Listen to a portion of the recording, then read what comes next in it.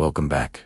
The First Time in America, Episode 7. The police station was calm that morning, but behind the scenes, the officers were working hard. The case Liza brought them wasn't simple. It involved violence, a broken marriage, and a very serious accusation that could send an innocent man to jail. The police decided they needed to investigate this properly. They didn't want to rush things or make a mistake. They wanted the truth. The whole truth. They pulled the files, assigned officers, and started digging into every single detail of Liza's dramatic story. Later that day, they brought Jacoby into an interrogation room. He sat down quietly, looking exhausted and confused. One of the officers cleared his throat. "Please, tell us what happened between you and your wife, from the beginning." Jacoby sighed, his eyes full of sadness. "I did not beat my wife," he said, his voice steady but low. "I never touched her. I still love her. She is the one who changed. She abandoned me. That is the truth." The officers listened, taking notes as he continued. "My wife got a student visa to study in America. I supported her completely.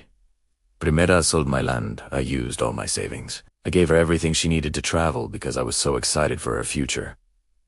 But the moment she arrived in America, everything changed. She stopped calling me. She wouldn't pick up my calls. Then I found out she was staying with a rich, white man. She told me she wanted to marry him, that she didn't want me anymore." The officers wrote everything down. "So why did you come to America?" one of them asked. "Sir, I only came to find my wife," Jacoby replied. "I love her. I didn't want our marriage to end." When she stopped answering, I got so worried. I just wanted to talk to her in person, to try and fix things. I never came here to fight her. I never touched her. She's trying to frame me so she can marry this other man." The officers exchanged a look. The story was taking a completely new turn. They continued with their questions. "Did your wife ever tell you she was pregnant?" "No. She was never pregnant. As far as I know, she never mentioned losing a pregnancy.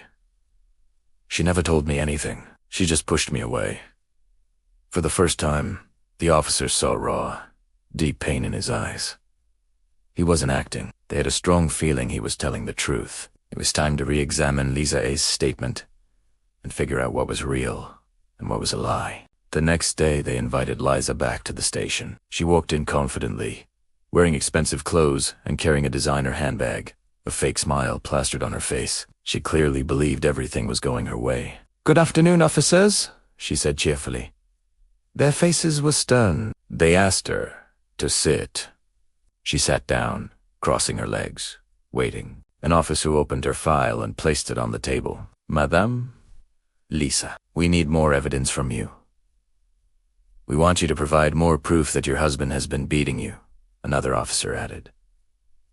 Liza blinked, caught completely off guard. "I already showed you my face," she stammered. The officers shook their heads. "We need more than makeup and pictures.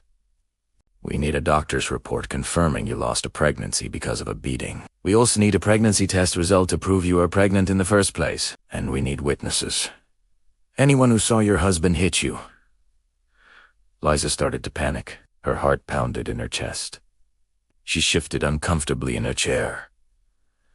"Officer, I thought my statement was enough," she said, her voice trembling. The senior officer leaned back. "Your statement is not enough. This is America.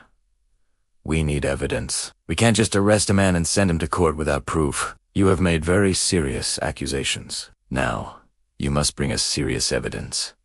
Her throat felt dry. What if I don't have all those things?" she asked slowly. The officers shared another look. "If you cannot provide the evidence within 2 days," the senior officer said, "we will release your husband. We cannot keep him here without proof, and if we discover you filed a false report, you will face the consequences."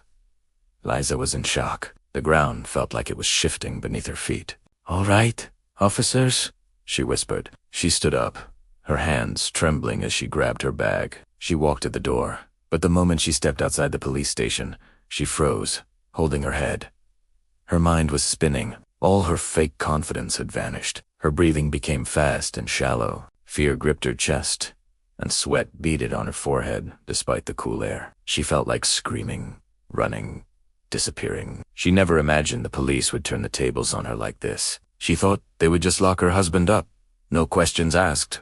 As she walked away, she whispered to herself in a panic, "These people have put me in a corner. I don't have any evidence. I don't have anything they're asking for. I'm in big trouble. What will Liza do now that her lies are catching up to her?" Find out in episode 8. Thanks for watching, and don't forget to subscribe so you don't miss what happens next.